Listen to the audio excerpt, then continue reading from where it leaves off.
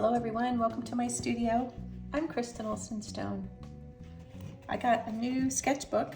This is a 6" by 10" or 15 by 25 centimeter Arches watercolor travel journal. And this one is 100% cotton paper, cold pressed. So this will be my first sketch in this book. I'm going to do a painting of this beautiful New Zealand seascape. And I'm going to use my small watercolor travel kit and a number 6 silver brush black velvet voyage paintbrush to do this demonstration. So if you look at the reference photo, you can see that I made a few changes. I made the islands that are offshore just a little bit bigger than they are in the reference photo, just to kind of bring that closer and also to make the horizon more interesting. And there's a lot of lava rocks on the beach, on the sand in the foreground. So I minimized those. They're interesting and they're beautiful, but I wanted to give the sense that the viewer could walk across the sand and meander down the beach. And so I wanted to keep it a little more open than it is in the reference photo. What I really love about this picture is all the atmosphere and clouds in the sky. And I really wanted to make sure that when I do the painting, I capture all of that beautiful atmosphere and light and that feeling of sunshine, especially right here on the water where it's hitting the ocean, and you can see a lot of sparkle and light. Okay, so I'm going to start with the ocean, and I'm going to use phthalo blue cerulean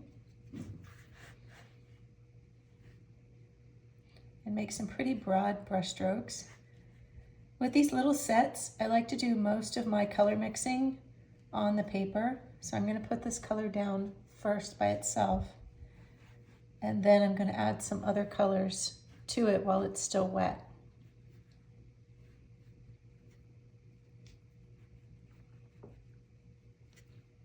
So the first color I'm going to add to it is cobalt blue. And I'll be putting a little bit of that on the horizon. So in seascapes, the blue on the horizon is usually more of a violet blue. And then as the blue comes closer to the foreground, it becomes greener. It's still blue, but it becomes greener and sometimes lighter depending on the light. So this is phthalo green. And I've added a little phthalo green to the cerulean.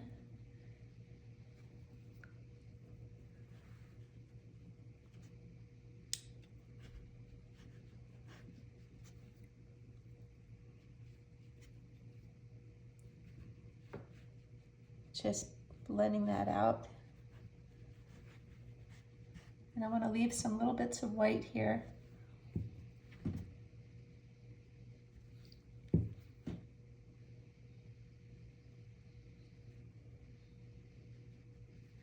And I'm just painting now with water.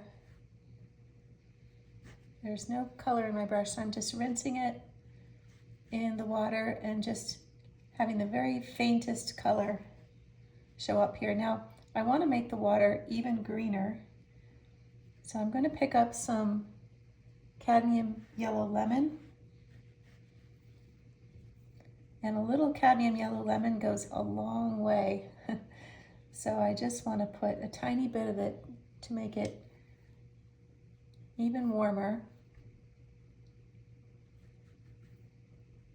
Right in the part of the beach where the water is the shallowest.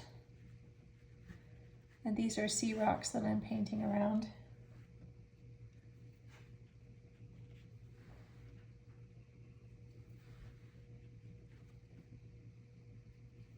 So still picking up some of that cadmium lemon and the phthalo green.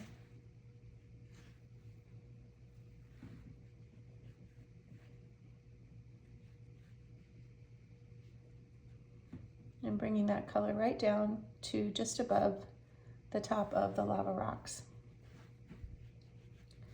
So I'm starting to get a couple of blooms here, which means the watercolor and water are moving around the paper and causing some little streaks, which sometimes is a good thing, but in this case I wanted it to be smoother, so I'm just smoothing that out with my brush very carefully. Okay, so now I'm going to jump up to the sky, and I want to do the part of the sky that's blue first. So I'm using cobalt blue, and I'm going to mix a little bit of ultramarine with it. So I outlined a little bit where the blue in the sky is, and I'm painting towards the center of that shape.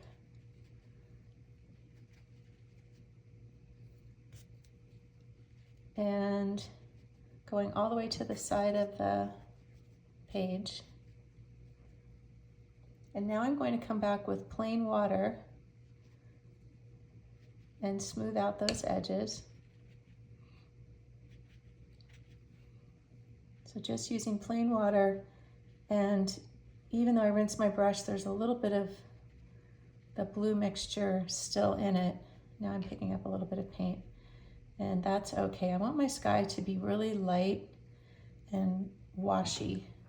Now I'm going to mix some yellow ochre, some quinacridone rose, and some cobalt blue together. And I want to make a really beautiful violet gray. I'm going to put that at the top, but I'm not going to let it touch the blue yet. So if you look at the clouds, there's sort of a white outline at the bottom of the cloud, and then where the cloud is a deeper color, it becomes this violet gray. But between the violet gray and the blue, there's this sort of white outline. But in a couple of places they do touch. So at first I don't let it touch, and then I do let it touch. So I end up with a white outline, but I also have a few places where the gray part of the cloud goes right into the blue. So I'm going to mix up a little more of this gray color, ultramarine blue, quinacridone rose, and yellow ochre. And I'm going to go to the left side now.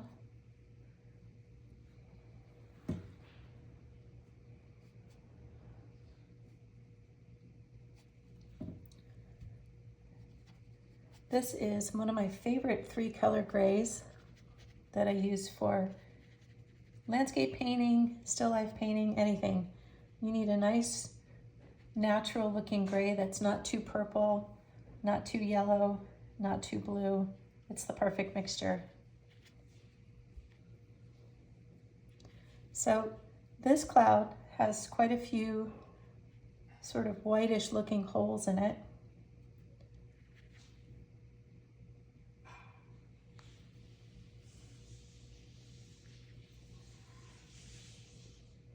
Mixing up a little more of that color, and I'm going to pull some of that here. I really want the top left hand corner to capture the deep violet grays of the cloud. So I'm just dropping that in while it's still wet. So I'm going to still mix up a little more of this gray mixture, and I want to soften the edges of this darker cloud. That's a beautiful color, but it's a little too dark, so I'm just lightening it with some water.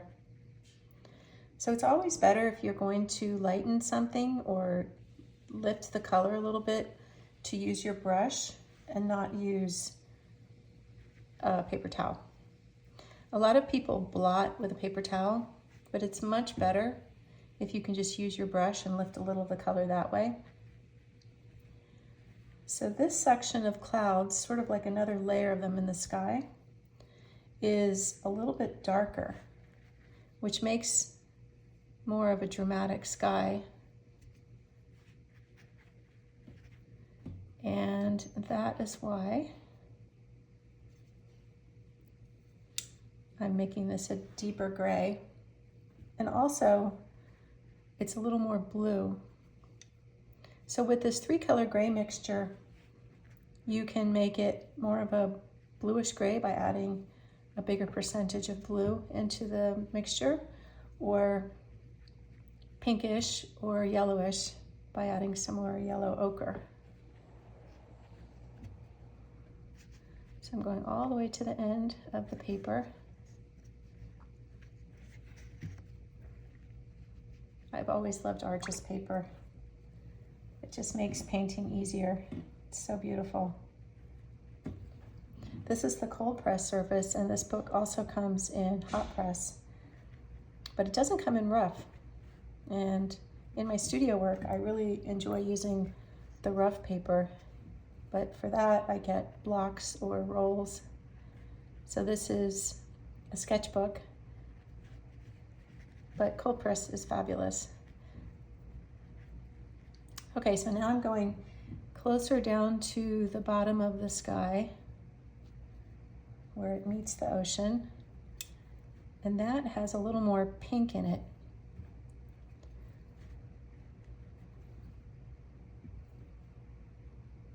So I'm just pulling that color across. And by now, my horizon should be pretty dry.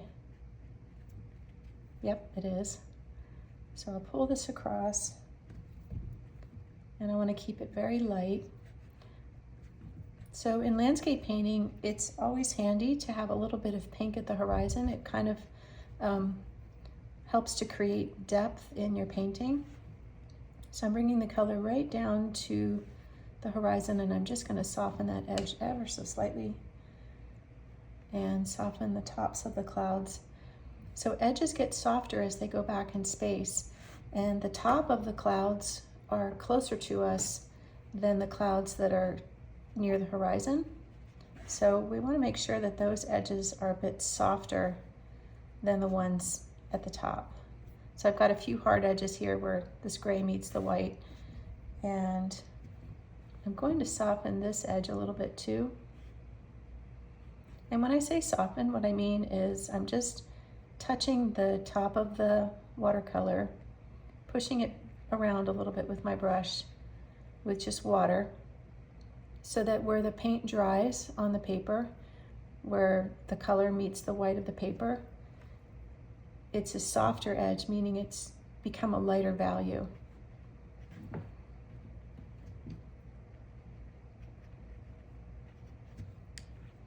And soft edges can be used to make things look further away or make things look wet.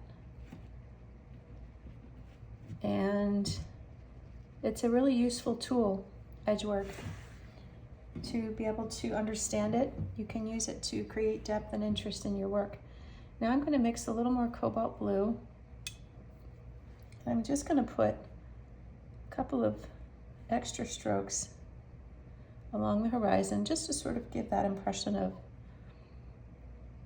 a few extra clouds really low on the horizon.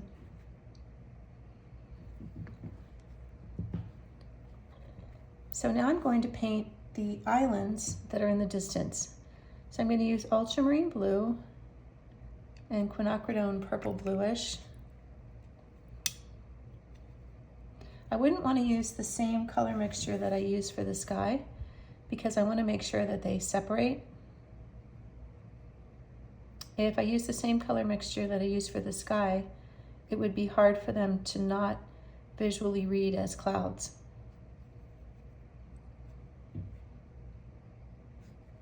I'm going to make them a little bit darker. You can barely see them in my reference photo. Reference photos are just that, they're a reference, and they should be used as a piece of visual information. And then you've got to learn some art skills so that you can combine your visual information with what you know about how to use color, value, line, and edges to make your paintings work. So if you just try to make your painting look like a photo, There's nothing wrong with that, but it's not how I paint. I like to take my reference photos and try to paint with a lot of feeling and interest and make my painting more interesting than just a photo. I would usually rather look at paintings than pictures. So those are our offshore islands. Now this part of the coastline has two hills. It has a greenish one, and the one that's closest to us is green, and then this one is completely in the shadow of the clouds. So I'm going to mix Hooker's green and ultramarine blue and burnt sienna to make a really nice dark.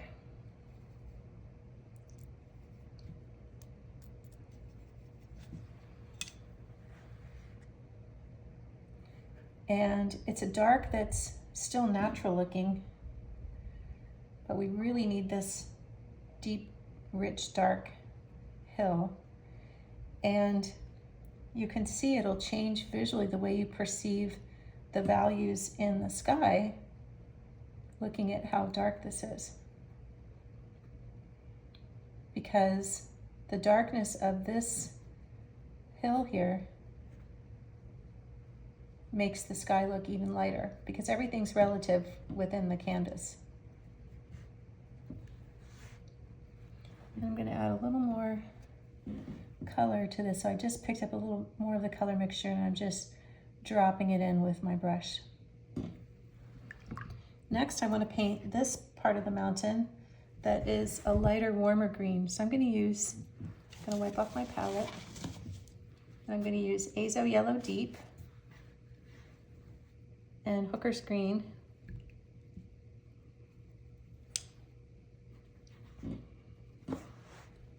And I'm going to paint with brush strokes that go from the upper left to the lower right. So my paint strokes show how the foliage is growing on the hillside. And I'm going to soften this edge too, meaning I'm going to let this color blend and bleed right into the dark and vice versa.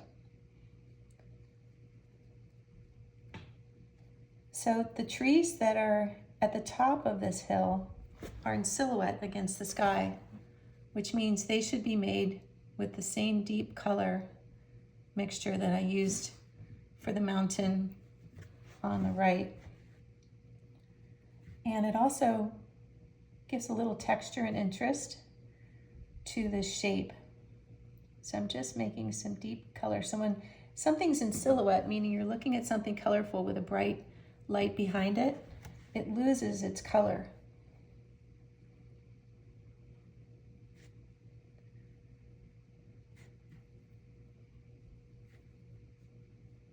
But here on the mountain, where you can see the lighter green, that's because the light is shining down on it and it's not in silhouette against the sky. But because it does have some depressions, there's some dark ridges in it, I'm going to add some of that same dark color to the ridges to give it dimension.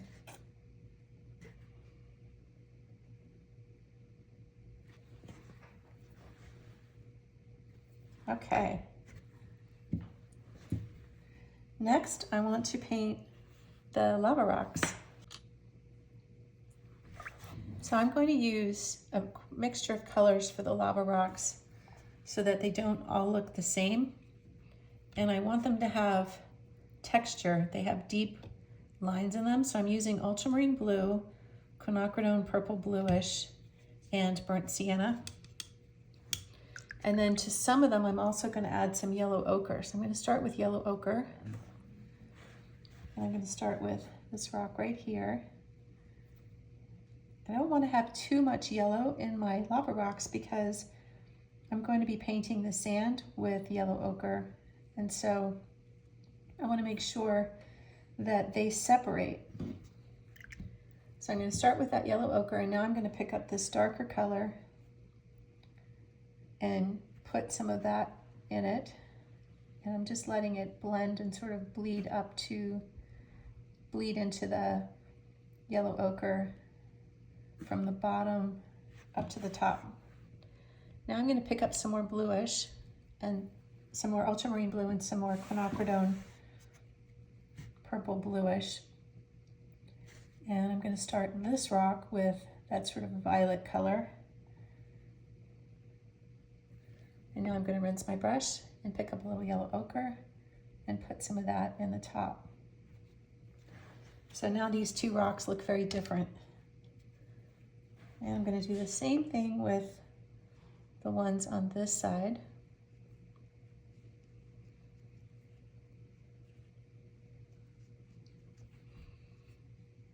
And now I'm going to make it even darker by adding more ultramarine blue and more burnt sienna.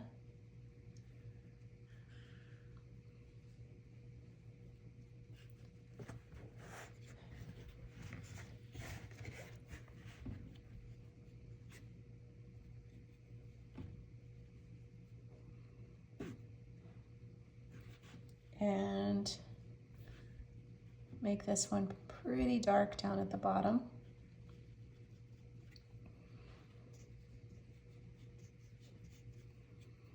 I'm going to paint all the way to the corner with this color, and now I'm going to come back with some yellow ochre.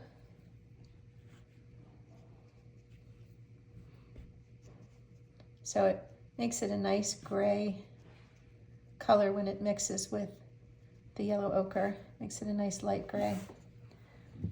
Remember, I don't want it to be too yellow because I'm going to reserve that color family for the sand.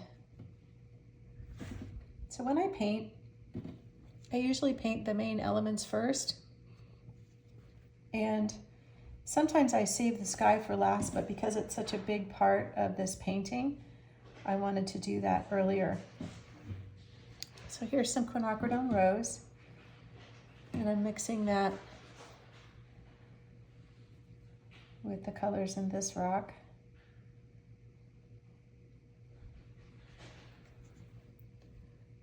And some more burnt sienna.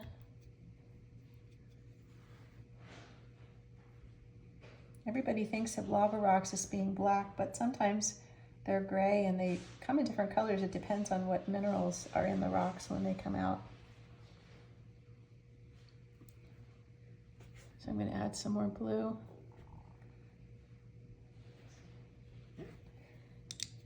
And now I'm going to make a really rich dark for these rocks that are out in the ocean.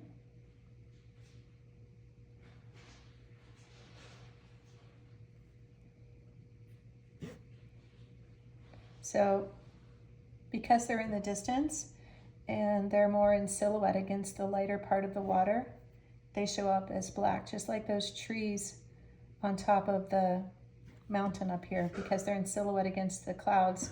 Even though our brains will tell us they're green, they'll appear a deep dark gray in silhouette. I'm going to get a little more of this color, and this section I want it to be more of a brownish gray.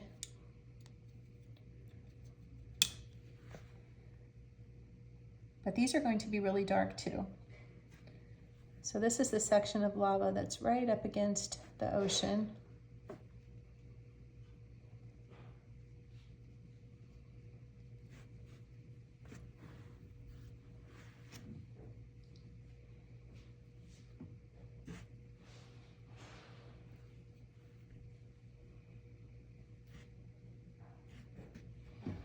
There we are. Now I'm going to wipe off my palette and put in the sand.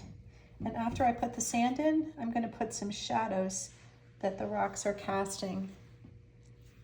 So for the sand, I'm going to use yellow ochre, but I'm going to warm it up with a little bit of Azo Yellow Deep. So I'm going to put that in very lightly.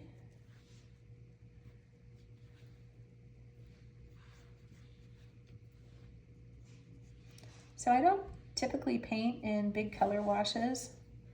I like each brush stroke to be placed and be painted with purpose. I don't like to just do a big washy area and drop colors in.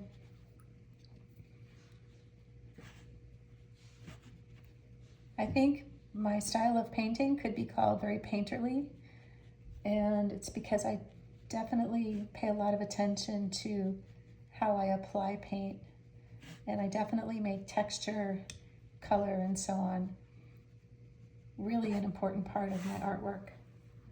Drawing is important too, but the painterly part of it is so special to me. So now I'm going to go along the back part of the beach here, but because this part of the beach is further in the distance, I'm going to be adding some red to it. So the red will help it look further away, and you'll see how that works now. So I'm just using permanent red deep, and it's just a little bit, doesn't take much, but I want it to appear further away.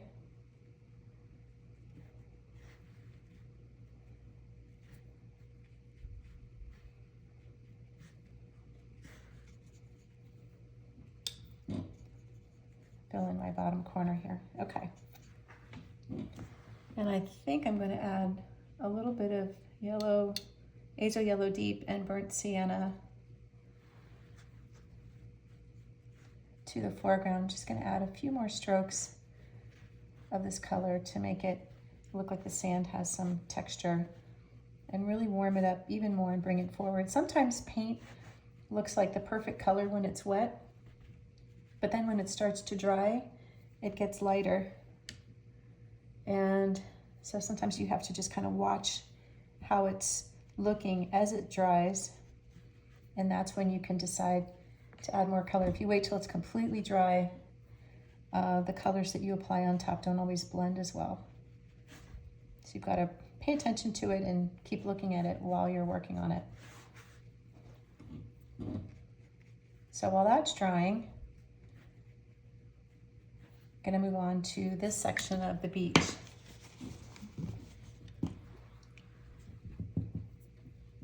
So this section of the beach is a really cool, pretty violet. So it's reflecting the sky, and it's going to be like this color, but I'm going to apply it with vertical brush strokes, and I'm going to leave some white streaks in between, because that will emphasize the look of the reflection.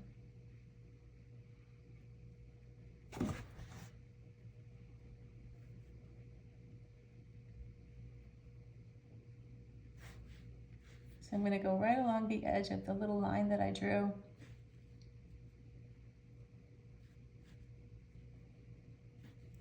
And now I'm going to take that same color, and I'm going to make a few reflective areas that are closer to the water.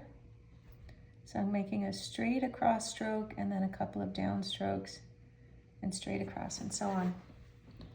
And now to emphasize it even more, I'm going to pick up some cobalt blue by itself and just go along and make it look like in some of the areas of the reflection there's blue sky reflecting, and in some of the areas it's just the clouds.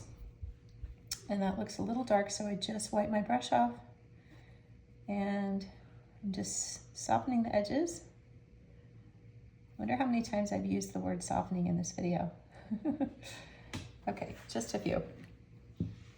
And now I'm going to put some texture in my water.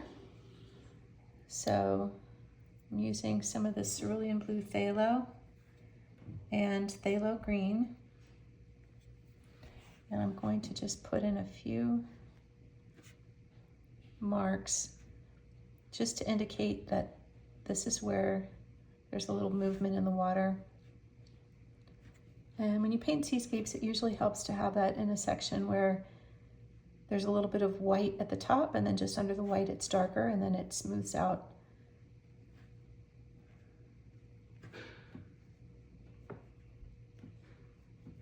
And I'm going to make a little more of that color.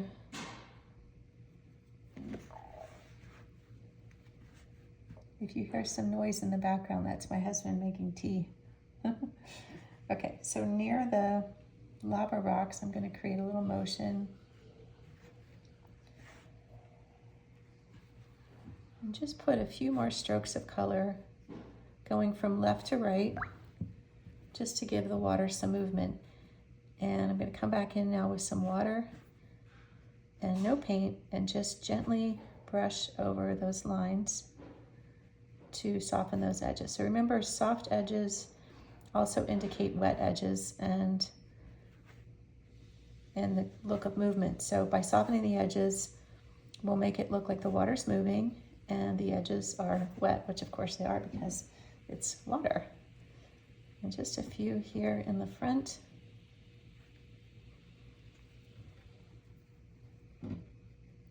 Just like that. And one more right there.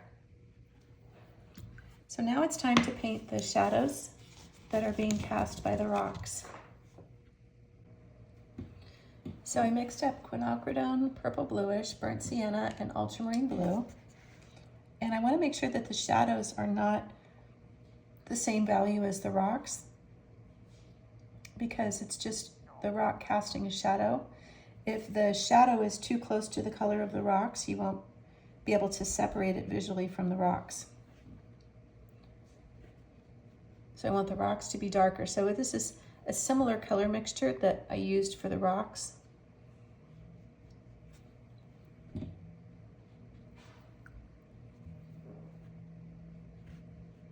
But not as dark.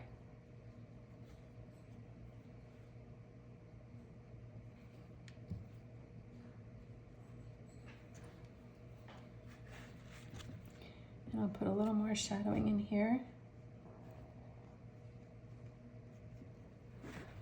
There, helps our painting look much more three-dimensional, doesn't it? So along the shoreline, along the beach, at the base of this cliff, I'm going to emphasize the greens and make them a bit darker. So I've mixed up Hooker's Green and Azo Yellow Deep.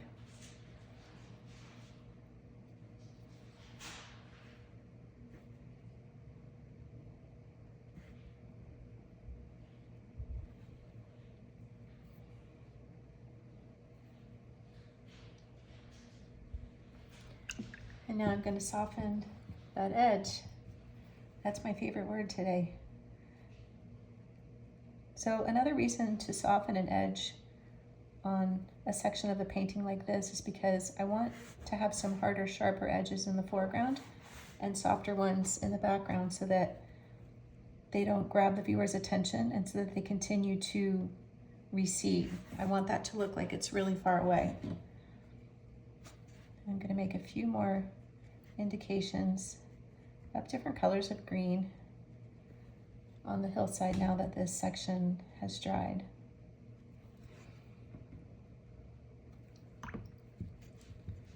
And I'm also going to emphasize the dark of the rocks. So I'm going to mix up burnt sienna and ultramarine blue and just make a few texture strokes in the rocks with this darker color. So I'm using the point of my brush, but I'm also pushing a little bit.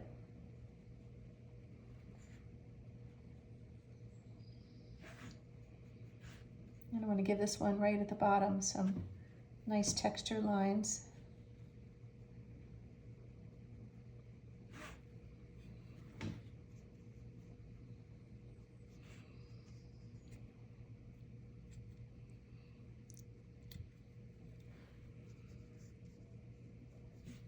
Painting right into this corner.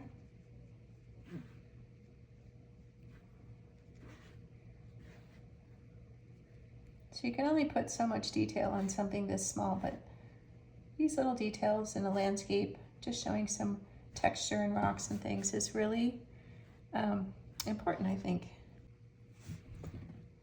So I'm going to use this dark color, and they're really tiny, and you don't need people in a seascape like this. I mean, it's sort of wonderful that there aren't very many people there, but it does give it scale. So I'm starting with that dark color, and now I'm going to give the people some clothing. And because there isn't anything else red in the painting, I'm going to make the people wearing bright colors. So this person is going to be red. And the next person can be phthalo green. Actually, that won't show up. I'm going to make both of them red.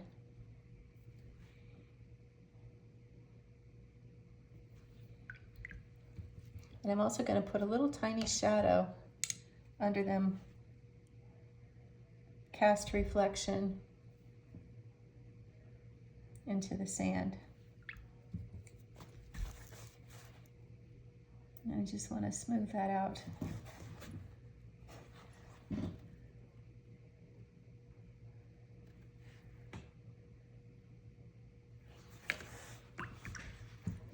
I'm also going to give just a tiny bit of texture to the mountain and the offshore islands. I'm just using quinacridone purple bluish and ultramarine blue, and I'm just going to put in a couple lines. So I'm just softening those lines now.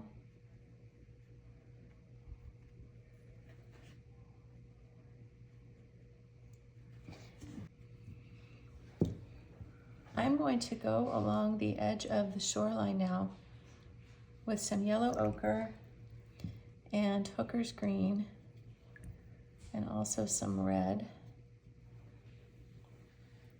because it just needs a little more definition. And this is a nice natural color for sand that's wet, but not wet enough to be reflective like the sand here.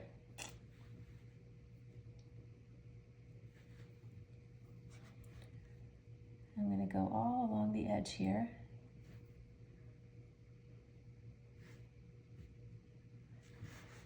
So you want to make sure that you don't paint too even a line. Like, you want the shape to be fairly different from section to section. So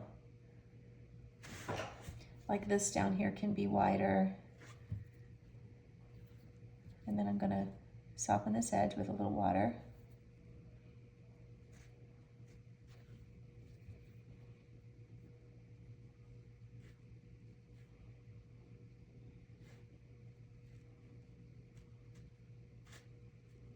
Because that makes it look more natural. And this color also helps to define the part of the water where it's wet, casting a mirror-like reflection.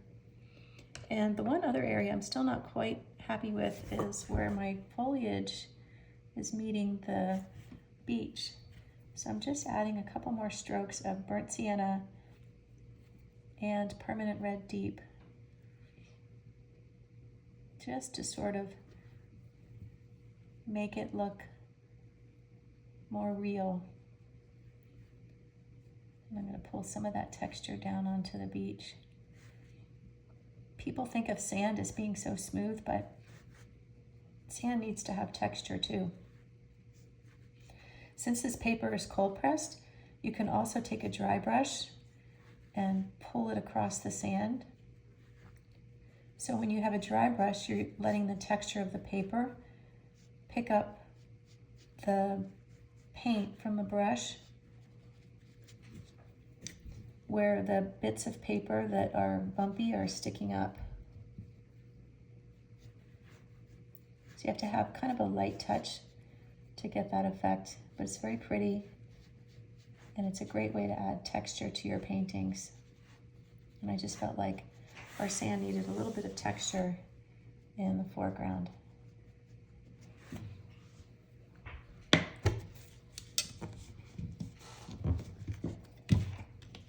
I'm also going to add a little more violet to the cloud on the upper left-hand corner.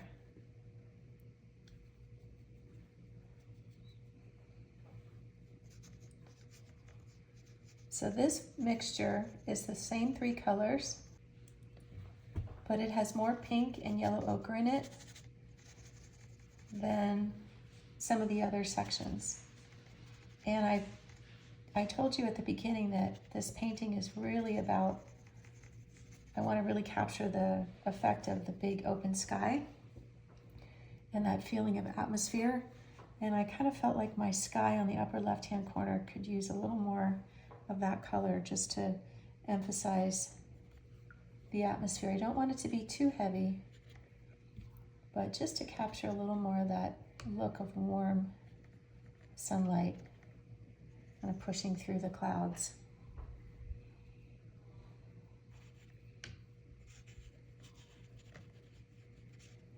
There we are. And I'm going to add a little more to the horizon. Ultramarine blue. Just want to define that in front of this island. And going across the horizon.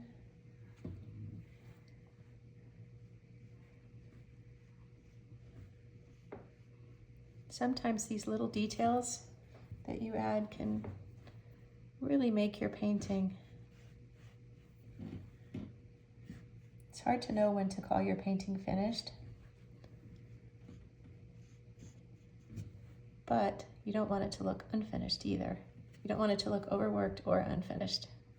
So the more you paint, the more you'll discover that balance and how to know when you're finished.